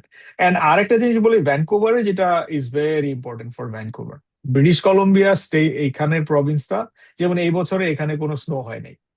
ইম্পসিবল, আপনি কানাডাতে থাকেন আর আপনার স্নো হয় না, আনবিলিভেবল। বাট ভ্যানকুভারে এবছর স্নো হয় নাই। এন্ড আপনি যদি স্নো দেখতে চান, এখান থেকে 1-1.5 কিলোমিটার বাট দূরে আমি ড্রাইভ করে আমি গেলে দেখতে যতটুকু জানি পাবেন। ভ্যানকুভারে জেনারেলি স্নো খুব খুব একটা হয় না। সো আমি এবার কি একদমই আমার হয় নাই, তাই তো? এই বছরে একদমই হয় না, আমার 3 বছর এইবার, আগের 2 বছরে আমি স্নো এখানে হইতে দেখছি, এন্ড মানে বেশ ভালোই স্নো হয়েছে, এবছর একদম হয় না। এটা কেন বলতেছি এটা বলি, ভ্যানকুভারে প্রচুর বৃষ্টি হয়, এন্ড প্রচুর বৃষ্টি যেহেতু হয়, সব সময় একটা গ্লোমি একটা ভাব থাকে, মানে আপনার স্কাইটা, আকাশ মেঘাচ্ছন্ন থাকে, সূর্য ওঠে না, অনেক দিন, 15 দিন সূর্য ওঠে না, এরকম থাকে। So hmm. আমাকে এটা ইম্প্যাক্ট করছে মেন্টালি। মেন্টালি, হ্যাঁ, আমাকে ওকে। ইম্প্যাক্ট করছে। And I really sometimes I feel very upset, I didn't know even যে কেন হচ্ছে, বাট আমি এটা দেখলাম রিসার্চ টিসার্চ করে যে দি ওয়েদার হ্যাজ ইম্প্যাক্ট। কারণ আমরা তো এরকম ওয়েদার থেকে আসি না। মানে আমরা সানলাইট দেখলে we start the beginning of the day with Sunlight, বৃষ্টি হইলে হয় আবার সূর্য উঠে। এখানে একটানা কয়েকদিনে এটা এরকম দেখা, তার মধ্যে কোল্ড, সবকিছু মিলে I had some difficulties almost প্রতি বছর। We enjoy because short time, but hmm. weather is a factor on your mind. Uh, আচ্ছা ভাই, এই এই জায়গাটাতে একটু ইনপুট দিতে চাই তাহলে। এই এই যে ওয়েদারে মানুষের মানুষের যে গ্লুমি এবং এই কাইন্ড অফ ওয়েদারে কিন্তু ওরা ডিপ্রেস হয়ে যাওয়ার সম্ভাবনাই বেশি থাকে, ইমোশনালি অনেক বেশি চার্মিং থাকবে না, রাইট? সো ওই ক্ষেত্রে স্টুডেন্টরা কি করতে পারে, যে ওরা কি হ্যাঁ, আউটডোর হ্যাঁ, অ্যাক্টিভিটি রাখবে ঠান্ডার মধ্যে, লাইক জিম হইতে পারে, রানিং হইতে পারে? যেমন আমি আমার আমার এক্সাম্পল দিই, এখানে যদিও LA one of the finest weather in the world, right, আমি right, কিন্তু রানিং করি, বাট আমার ওয়েদারে কোনো ইস্যু নাই এখানে। right. ওখানে কি করতে পারে, এই ঠান্ডা ওয়েদারের মধ্যে কিভাবে নিজেদেরকে চার্ম রাখতে পারে? এটা কি কাজের ক্ষেত্রে নিজেরা সবসময় বেশি ইনভলভ হয়ে থাকবে, অথবা ইমোশনাল বা লোনলি টাইম গুলো ওরা কিভাবে পাস করবে? ওরা কি জিমে যাবে? আমি কি আমি করবে আমার ওরা? কথা বলি, যেমন আমি এখানকার ফিটনেস ক্লাবের মেম্বার ছিলাম অনেকদিন, তো ওই সময় আমি আবার ট্রাভেল করতেছিলাম অনেক, পরে এই বছর আমি এটা রিনিউ করি না। বাট মাই অলরেডি ওয়াজ, যে আমি যেখানে ছিলাম এর পাশে স্টেডিয়াম আছে, ঠিক আছে, ওকে। বড় স্টেডিয়াম ছিল, পার্ক ছিল। তো ওইখানে লোকজন সন্ধ্যার সময় মানুষজন বের হয়, ওখানে অ্যাক্টিভিটি হয় অনেক। মানে যে রাইট। এখানে ফুটবল খেলতেছে আপনার, তারপরে আপনার এই যে হকি যেখানে খেলে কানাডিয়ানরা, আইস হকি আছে, মানে বিভিন্ন হুম। স্পোর্টস যে যেটা করে আইস সেটা হকি করতেছে। কানাডায় অনেক ফেমাস। হ্যাঁ, যে যেটা করে সেটা করতেছে। তা আমাদের বাংলাদেশের কালচার অনুযায়ী এখানকার ফুটবল ক্লাব গুলোতে আপনি ইনভলভ হইতে পারেন। এখানে রাইট। হয় যারা ফুটবল খেলে, বা অন্য অন্য এই যেমন কমিউনিটি ওয়াইজ খেলা হয়। আমি কিছু মানে লোকজনদেরকে ক্রিকেট খেলতে দেখছি, ওনারা খেলে। হ্যাঁ, হুম হুম। মানে একটু চিয়ার আপ থাকা আর কি, হয় কি অনেক সময় বাইরে এসে মানে একটু বিমর্ষতা চলে আসে। মানে try to find out activity, হ্যাঁ, যে কোথায় কি হচ্ছে। আমি আমি যেটা করি আসলে ভাই, আমি আমার প্রফেশনাল ইয়াটাকে একটু লেভারেজ করে নিই। যেমন ধরেন যে প্রফেশনাল কোনো ইভেন্ট হচ্ছে কিনা, হ্যাঁ, আপনি রাইট রাইট। ওখানেও চলে যেতে পারেন। হ্যাঁ, যেমন মনে করেন বাংলাদেশ থেকে অনেক ডক্টররা আসে না, জি জি। সো এখানে ধরেন ডক্টরদের রিলেটেড বিভিন্ন অ্যাসোসিয়েশন আছে, আপনি যে ওখানে জয়েন করেন, গো টু দেয়ার ইভেন্টস, এখানে প্রচুর সোশ্যাল ইভেন্ট হয়। হ্যাঁ, সোশ্যাল হুম ইভেন্ট হুম। হয়। আমি যেহেতু একটা এনজিওর আপনার ফাইন্যান্স কোঅর্ডিনেশন, আমি ওখানে ওদের মাধ্যমে, এটা আমার ভলেন্টিয়ার ইয়াতে শিখা, ওরা আমাকে অনেক জায়গায় ওদের রিপ্রেজেন্টেটিভ হিসাবে পাঠাইছে, বিভিন্ন চেম্বার অফ কমার্স, বিভিন্ন আপনার বিজনেস অ্যাসোসিয়েশনের ইভেন্ট। তো আমি দেখলাম যে আপনার হয়তো ফিজিক্যাল কোনো অ্যাক্টিভিটি নেই, but go attend some event, just বের হয়ে যান, যে যে ইভেন্টে পার্টিসিপেট করেন, দেখেন কি হচ্ছে। হ্যাঁ, আর রাইট। রেগুলারলি যেমন আমি সব সময় এখানে না দৌড়াইতে পারলে আমি হাঁটি, মানে একটা লম্বা হাঁটা দিই। ওকে, নাইস লম্বা একটা নাইস। হাঁটা দিই। সো কিন্তু ভাই এন্ড আমাদের বাংলাদেশিদের একটা প্রবলেম আছে, ধরেন কাজ নাই বা পড়াশোনা নাই, ওরা হচ্ছে ধরেন লেজিলি হয়তো শুধু ব্রাউজ করতেই থাকে আননেসেসারিলি, ঠিক আছে? তারপর হচ্ছে আমরা খেয়ে একটা ঘুম দেই, আমাদের আউটডোর অ্যাক্টিভিটি খুব একটা বেশি না, হ্যাঁ, আর আমরা খুব একটা মুভ করতে চাই না, বুঝছেন তো আপনারা এই আমি জিনিস। আমার একটা উদাহরণ দিই এটার হ্যাঁ। সাথে। যেমন ধরেন আমি ফিজিক্যালি অ্যাক্টিভ, এটা আমার একটা হ্যাবিট, রাইট? আমি রাইট। চেষ্টা করি ইভেন আপনি তো আগে আপনার প্রফেশনাল ক্যারিয়ারেই তো আপনি অ্যাক্টিভ ছিলেন, যেহেতু আপনি হ্যাঁ আমি একটা ছিলাম, হ্যাঁ, আর্মি ব্যাকগ্রাউন্ডে ছিলেন রাইট। এই ক্ষেত্রে। সো হ্যাঁ। অনেক সময় এটা অভ্যাস ছুটে গেলে আবার নতুন করে আবার মানে রিগেইন করছি, ইয়ে করছি। বাট আমি রিসেন্ট একটা এক্সপিরিয়েন্স বলি, যেমন আমি এখন যে দিকে আছি এই এরিয়াতে সুন্দর মানে হাঁটার জায়গা আছে, ওকে? তো আমি আর কি হাঁটতেছি, আমি বের হয়ে আমার বাসা থেকে বের হয়ে আমি একজনকে দেখছি কানে উনি ফোন দিয়ে কথা বলতেছে। নো ম্যাটার কোন দেশের মানুষ, আই ডোন্ট ওয়ান্ট সে, কথা বলতেছে। ওকে। তো আমি দেখলাম, তা আমি মোটামুটি এখানে ধরেন 500 মিটার 500 মিটার ওই ওই ট্রিপটা, হুম, হুম হুম। তো 500 মিটার 500 মিটার ধরেন আমি কম করলেও 6-7 বার আসছি গেছি, মানে 3-4 কিলোমিটার প্রায় আসা যাওয়া আসা যাওয়া। এই রাইট। যে 1 ঘন্টা ধরে যে আমি আসলাম গেলাম হাঁটলাম, ওই ভদ্রলোক ওই এক জায়গায় দাঁড়াই কথা বলতেছে, ঠিক আছে? এখন আমি বললাম যে আসলে এই উনি কথাটা বলতে বলতে যদি হেঁটে ফেলতো তাহলে ওনার হাঁটা হয়ে যায়, কথাও হয়ে রাইট। যায়। রাইট। কিন্তু আমরা আমাদের কালচারে না, দূর ওই ঠান্ডার মধ্যে এতক্ষণ হাঁটবো, এক জায়গায় ওই একটা চালের নিচে দাঁড়ায় উনি কথা বলতেছে, ঠিক আছে? ভাই, this is So, this is a sad reality. আমাদের আমাদের হ্যাঁ আমরা খুব ওইটা আর একটা কি, মুভ করতে চাই না। তো মুখ আমি করতে মনে চায় না, করি, হ্যাঁ। বিশেষ করে ঠান্ডার দেশগুলোতে যদি আমরা মুভ করি, আমাদের যদি এরকম অ্যাক্টিভিটি না থাকে, আমরা কিন্তু ফিজিক্যালি ড্যামেজ করে ফেলবো নিজেদেরকে। আমি হ্যাঁ, এখানে এলাতে যেটা দেখতেছি ভাই, আমি একটু ইম্পোর্ট দেই বেশিরভাগ বাংলাদেশি মানুষের। আমি এটা ইভেন আমার নিজের ক্ষেত্রেও আমি বলি। সো দেখা যাচ্ছে সবারই একটা না একটা সমস্যা, হাই ব্লাড প্রেশার হয়ে যায়, হয়তো সুগার বেড়ে যাচ্ছে। এটা এটা কিন্তু ইয়াং ইয়াং ছেলেদের কথা বলতেছি। ইটস হ্যাঁ, নট লাইক হ্যাঁ। আপনার এইজ 50 পার হয়েছে, 60 পার হয়েছে, কিন্তু এই যে এখানে ধরেন আপনার একটা ড্রিঙ্কস নিল, ড্রিঙ্কসটা কিন্তু লাইক 70 ml, রাইট? এখন ওটা তাকে কন্টিনিউ থাই সুগার, হ্যাঁ, এর এর সাথে অ্যাবসলিউটলি। হয়তো একটা ডবল পেটি বার্গার খাইলো। সো এই ধরনের জাঙ্ক ফুড গুলা ওরাও খায়, কিন্তু কিন্তু ওদের ক্ষেত্রে যেটা হয়, এগুলো খাওয়ার পরে ওরা হুম। বার্ন করার জন্য সর্বোচ্চ ট্রাই করে। দেখা যাচ্ছে ওরা 5 দিন জব করলো বা 5 দিন ক্লাস করলো বা 5 দিন ইনভলভ থাকলো কোনো কাজে, ওরা 2 দিন ট্রাই করে যে একদম পুরোটাই বার্ন করে ফেলার জন্য। কিন্তু আমরা যাই খাচ্ছি সবগুলোই আর্ন করে ফেলতেছি। আর্ন করার পরে হচ্ছে কি, আমাদের ফিজিক্যালি আমরা যে ড্যামেজটা করার করে ফেলতেছি। ম্যাক্সিমাম আমাদের বাংলাদেশিদের একটা এখানে জিনিস আসলে। আমি রিলেট করব, যেটা কানাডার কালচারে আমি দেখছি, কানাডিয়ানরা সন্ধ্যার মধ্যে ডিনার শেষ, 6টার মধ্যে। হ্যাঁ, হ্যাঁ, এটা এটা ইউএসএ এর মধ্যেও আছে। এখানেও দেখলাম হ্যাঁ, যে নেইবার্স 6টার যারা মধ্যে আমাদের, আমরা ডিনার শেষ, আমরা খাই 12টা 1টা বাজে, ওরা খাই হচ্ছে মনে করেন 6টা 7টায় শেষ। 6টার মধ্যে। কিন্তু সানসেটও হয় নাই। সামারে কিন্তু এখন সানসেট অনেক লম্বা সময়, ওই রাইট? 6টার মধ্যে ওরা যা করে হ্যাঁ, 6টার মধ্যে শেষ, হ্যাঁ, ডে 6টার মধ্যে। লাইটের মধ্যে ওদের ডিনার শেষ, দ্যাটস ইট। এবং ওরা হয়তো 8টা 9টার মধ্যে বেডে চলে যায়। Right, right.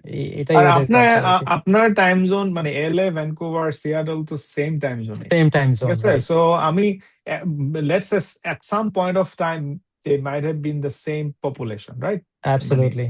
And they have similar culture, কিন্তু আপনি সিয়াটেলের আর এখানকার ভ্যানকুভারে আমি দেখলাম ইট অনলি 1.5 hours 2 hours এর বাসে গেলে এত কমে যাওয়া যায়। সিয়াটেল একদম অ্যাবসলিউটলি। বর্ডার এখানে অ্যাবসলিউটলি। কাছে, ইভেন আপনার মানে এখানকার যে they share border with USA, যে এখান থেকে ইউএস বর্ডার যাইতে 40 মিনিটের ড্রাইভ, ওকে? সো রাইট, এটা রাইট। মানে culturally I think they are very much খুব সিমিলার। বেশি দূরে না। আমাদের অ্যালেক্স থেকে ভ্যানকুভারের ড্রাইভ, সরি, ফ্লাইং টাইম হচ্ছে 2 hour something only. It's so just এটা নাথিং। খুব বেশি দূরে না আর কি। এনিওয়েজ ভাই, আমরা লাস্ট সেগমেন্টে চলে আসছি আজকে প্রোগ্রামের, যেটা দিয়ে আমি শেষ করতে চাই। আমি আমি স্টুডেন্টদেরকে খুব একটা ডিসঅ্যাপয়েন্ট এবং হাই হোপ কোনোটাই করতে চাই না। হ্যাঁ, যেহেতু কারেন্টলি কানাডার, আমি যদি কানাডার পার্সপেক্টিভ থেকে বলি, ওরা 2023 সালে একটা ক্যাপ দিয়েছিল স্টুডেন্টদের ভিসার ক্ষেত্রে। সেই ক্যাপটা এখনো চলতেছে। যেমন ধরেন, এখনো পর্যন্ত হাই ভিসা সাকসেস রেশিও কিন্তু গ্রাজুয়েট লেভেলে, লাইক মাস্টার্স লেভেলে 55 থেকে 60% হুম, এর মধ্যে আছে। হুম, হুম, তারপর সবচেয়ে লোয়েস্ট, যেটা নিয়ে বাংলাদেশে সবচেয়ে বেশি বিজনেস হয়েছে, সেটা হচ্ছে ডিপ্লোমা প্রোগ্রাম গুলা। হ্যাঁ, সেটা পিজিডি হইতে পারে অথবা আন্ডার গ্রেড লেভেলের ডিপ্লোমা গুলো হইতে পারে। সো ওগুলোর ক্ষেত্রে ভিসা রেশিও কিন্তু বর্তমানে আমাদের একদম কম, 25 থেকে 30-র মধ্যে পার রেশিও আর কি, পার্সেন্টেজ। সো ব্যাচেলর লেভেলের গুলা মিড রেঞ্জে আছে এখনো। মিড রেঞ্জ বলতে হুম, বাংলাদেশের পার্সপেক্টিভ থেকে এখনো আমি বলবো মোটামুটি। তবে আমি যেটা বলি, আমার সাজেশন থাকে যে মাস্টার্স লেভেলের জন্য Canada still is a nice place to choose. কারণ হচ্ছে এখানে ভিসা রেশিও ভালো। কানাডিয়ান ইউনিভার্সিটি গুলো আপনি জানেন অলরেডি হাইলি মানে রিকগনাইজড ডিগ্রি ওরা প্রোভাইড করতেছে প্রত্যেকটা ইউনিভার্সিটিতে। রিসার্চ বেস প্রোগ্রাম আছে। তারপর হচ্ছে এমনিতেই যে প্রোগ্রাম গুলো আছে ওগুলোর অ্যাক্রিডিটেশন অনেক হাই থাকে।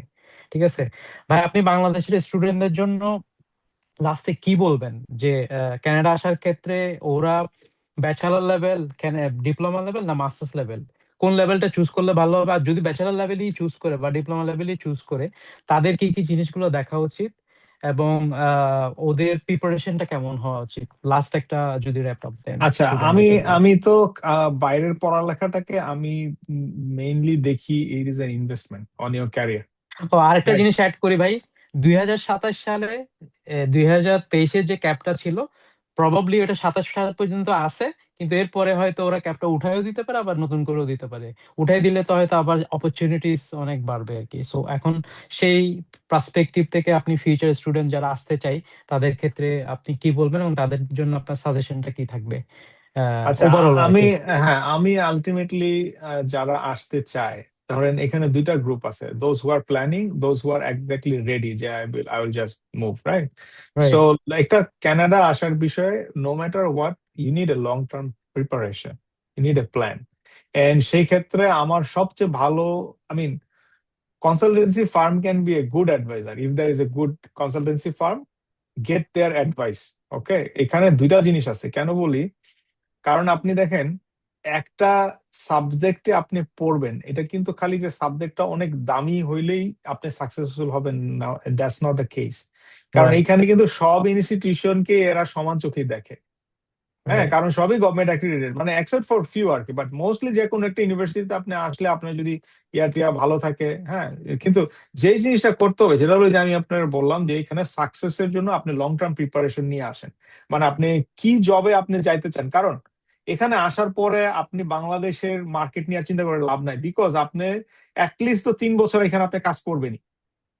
পিআর হচ্ছে পরে, আপনার ডিগ্রি শেষে আপনি পিজিডব্লিউ এর বেনিফিটটা ইউ মাস্ট টেক, যেটা যে কোনো ডিগ্রি করলে দেন। তাহলে মানে কি, আপনার এই জবটার চিন্তা করে আপনাকে রেডি হয়ে আসতে হবে, রেলেভেন্ট এক্সপিরিয়েন্স কিছু নিয়ে আসেন। তারপরে যে ফিল্ডটা এখানে হাই ডিমান্ড আছে ওই ফিল্ড গুলো চুজ করেন, ডিপ্লোমা বলেন, ব্যাচেলর বলেন, ইসের ক্ষেত্রে field choose is a great factor. এবং এই ফিল্ড অনুযায়ী কিন্তু গভর্নমেন্টেরও আপনার প্রেফারেন্সের কিছু বিষয় থাকে, ভিসা টিসা এবং অন্যান্য ক্ষেত্রে, হ্যাঁ। রেলিভেন্ট কোনো জায়গায় যদি কেউ না বুঝতে পারে, কনসালটেন্সি ফার্ম ক্যান অ্যাডভাইস দেন যে আপনার প্রোফাইল অনুযায়ী আপনি কি কোন সাবজেক্ট। অনেকে অনেকের ড্রিম থাকে যে আমি তো হইতেছে আমি এআই এর উপরে পড়তে যাবো, ওকে, আপনি তাহলে, ইভেন আমরা তো, আপনিও জানেন আমিও করছি, যেটা যে SOP is a big factor, right? SOP. Right. তো ওই অ্যাবসলিউটলি। এসওপি রেখার অভ্যাস করে ফেলেন, how to write a better SOP. কিন্তু এখন তো ওরা চাই যে ভাই কনসালটেন্সি গুলো স্টুডেন্টকে এসওপি লিখে দিবে। হ্যাঁ, তাহলে এখন এইটা ওই কিন্তু জিনিসটাই যদি ওরা না করে, তাহলে ওরা এক্স্যাক্টলি, কিভাবে কি করবে আর এগুলা কি কিন্তু বুঝতেছি। আমি মনে করি যে ড্রব্যাকস। এই জন্য বলছি যে লং টার্ম প্রিপারেশন নেন, কারণ এটা আপনার, আপনি জন্মাইছেন এক দেশে, আপনি আরেক দেশে এসে নিজেকে প্রতিষ্ঠিত করতে যাচ্ছেন। তার মানে আপনার টোটাল 20 বছরের লার্নিং আনলার্ন করে নতুন করে আবার এখানে আপনি শিখবেন। রাইট। এখানে এসে আপনি লাইনে দাঁড়াবেন, ভদ্রভাবে কথা বলবেন, রাস্তা দিয়ে ভদ্রভাবে হাইটা যাবেন, এখানে কোনো অন্যায় করা যাবে না, এখানে কাউকে অপমান করা যাবে না, এখানে কেউ কোনো ভিআইপি নাই, এই দেশে কোনো ভিআইপি নাই ভাই। আহ, বুঝছেন? অ্যাবসলিউটলি, এটা অ্যাবসলিউটলি। আমার খুব সমস্যা হয়, আমি কারণ আমি, আমি ভাই এক্সাম্পল দেই, বাংলাদেশে এই কালচারটাই নাই। ধরেন আমার জিএম এর নাম জেসন, হ্যাঁ ঠিক আছে। হ্যাঁ, তো হ্যাঁ, হ্যাঁ, আমি ওরে বলতে এই জেসন এদিকাই, আমি এই কথাটা ওকে বলতে পারবো। পারবেন, বাংলাদেশে কি হ্যাঁ, এটা আপনি ইমাজিন করতে পারেন? ধরেন আমি লাঞ্চ করতেছি, সেটাই। লিটারেলি এক্সাম্পল দিচ্ছি। সো আমি লাঞ্চ করতেছি, তো ও ওখানে দাঁড়ায় আছে, তো আমি উঠতে চাচ্ছি না কারণ আমার লাঞ্চ টাইম হ্যাম্পার হবে। সো আমার ওই রাইটটা আছে ওখানে। তো আমি ওরে বলতেছি জেসন একটু এদিকে আয়, একটু কথা আছে তোর সাথে। আমার লিটারেলি সে চলে আসলো। সে একজন মনে করেন যে ইয়ারলি হুম, 3 লাখ $3,00,000 আর্নিং এর একজন জিএম, রাইট? রাইট, তো রাইট। বাংলাদেশের পার্সপেক্টিভ থেকে তো ভাই এটা কল্পনা করা যায় না। না, না, এবং সেটা বললাম যে তার মানে আপনার ক্যারিয়ার প্ল্যান করে, ভেরি রাইট। ইম্পর্টেন্ট। আপনি ধরেন, আমি যেটা আর কি, আমি যদি এখন আবার বিদেশে যাইতাম, ঠিক আছে, Canada choice, that's a thing, এটা হলো আমার পার্সোনাল ইমোশনের কথা, কিন্তু as a student I would target few countries, I will meet with a consultancy firm, I will say যে ভাইয়া, this are the 3 countries, this are the 3 subjects, top 3, I want to go abroad, আমাকে সিনারিওটা দেন, কোথায় কি কি অবস্থা, career progression কোথায় কিরকম, একটা বেসিক ধারণার পর then you prepare yourself, time then, কারণ এখানে ফাইন্যান্সিয়াল অনেক কিছু ইনভলভ, ঠিক আছে? If you miss it, if you fail, it is a big failure কিন্তু, right. It's a big failure কিন্তু। আদারওয়াইজ দেখেন, কানাডা তো স্টিল পিআর অ্যাকসেপ্ট করে, right? Right. If you just want to come and stay in Canada, you can always prepare for PR. but which is Absolutely. likely as a kind of like a conditional, মানে হবে কি হবে না। Right. Study path is a guaranteed route.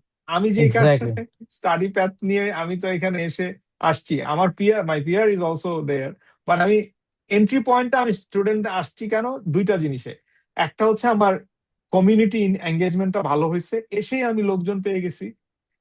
আমি আমাকে টিচাররা connect করে দিছে, ভার্সিটি অনেক ইনস্ট্রুমেন্ট ছিল আমার।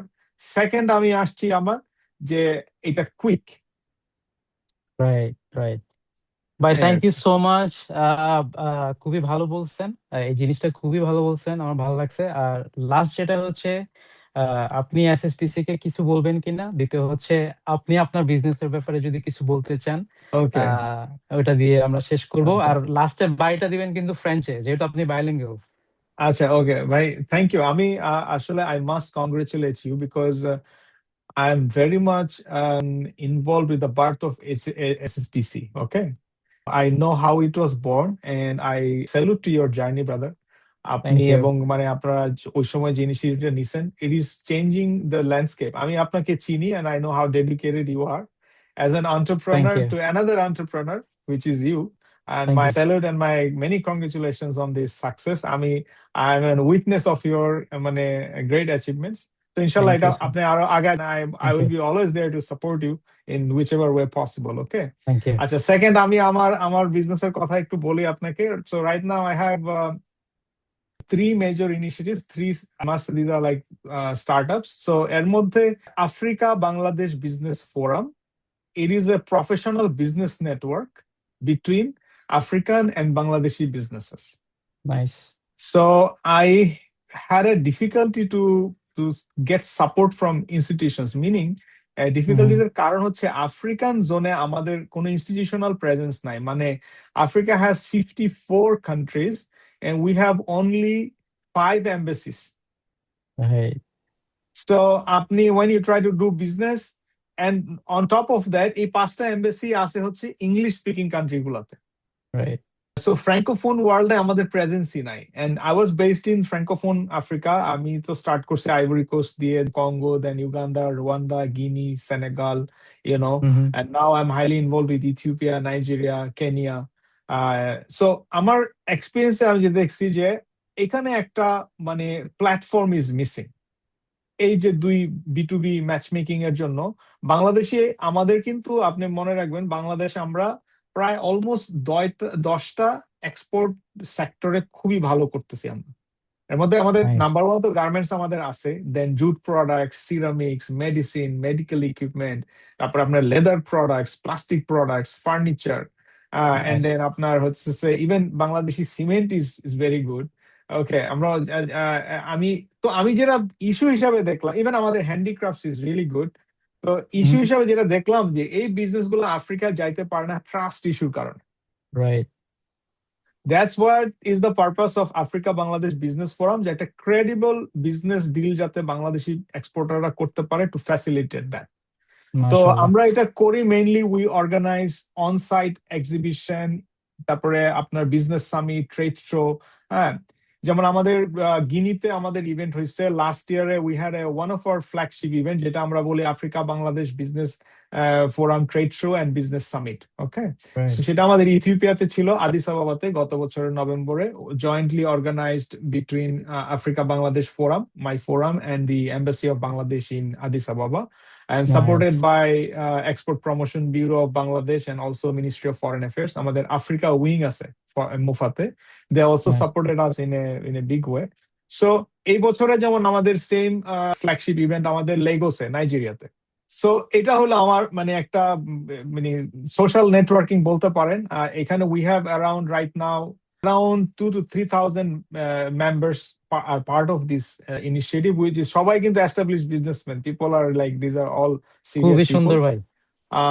এন্ড এরপরে প্ল্যাটফর্ম বলি, আমি কানাডাতে আসছি। আপনি এটা প্রথম দিকে বলছি যে Canada is a land of opportunity, আপনাকে এখানে সবাই ইন্সপায়ার করবে। এবং আমি এই আফ্রিকা বাংলাদেশ নিয়ে ডিল করতে যে আমি দেখছি যে দের আর সার্টেন টুলস যেটা মিসিং বিজনেস রাইট। করতে গেলে। প্রথম অবস্থায় তো আপনার ট্রাস্ট কেস একটা আছেই, যে ভালো সাপ্লায়ার, রিলায়েবল সাপ্লায়ার বায়ার খুঁজে পাওয়া, এটা একটা প্রবলেম।